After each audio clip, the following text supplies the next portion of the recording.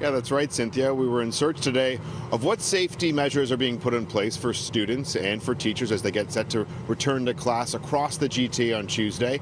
Now, for today here in Toronto, it was the last day of virtual class for those electing to go back into the classroom next week. Tomorrow's a PA Day in Toronto, Monday's Family Day.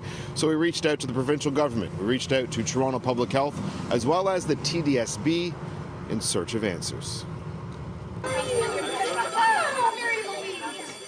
For many, it's a much anticipated return, but with concerns of a more contagious variant on the horizon, there is plenty of anxious families across the GTA. Parents can expect to add more COVID screening to their morning routine when their kids head back to school on Tuesday. Before the most recent lockdown, it was just students who had to be screened for COVID before leaving for the day. Toronto Public Health will now require that all members in a household fill out the screening questionnaire. If a family member has a symptom consistent with COVID, the student must stay home.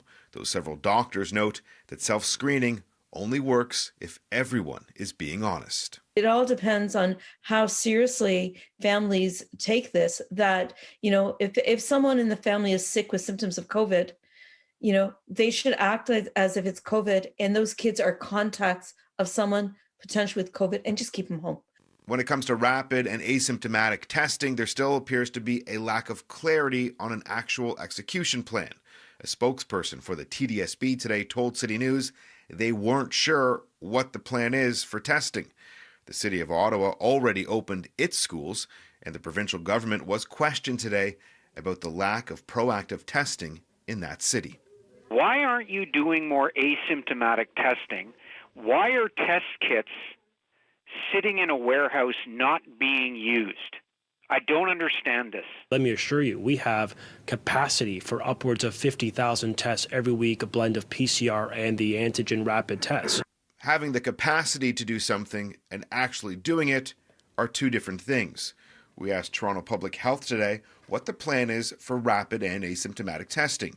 The response was vague, telling CityNews in part, broad asymptomatic surveillance testing is being conducted by the province and healthcare partners, with supports provided by TPH as needed. If there's 50,000 tests in a week, and if you divide that up by the number of kids in school, that's not a lot. As of right now, it doesn't appear the province and local health authorities are even close to testing 50,000 students a week. Dr. Anna Banerjee says one key to stopping community spread is broad and rapid testing in our schools.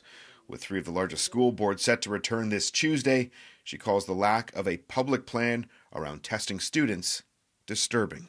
I'm not surprised. I mean, there's a lot of things that we've talked about for schools for months that you think should be happening, but haven't been happening.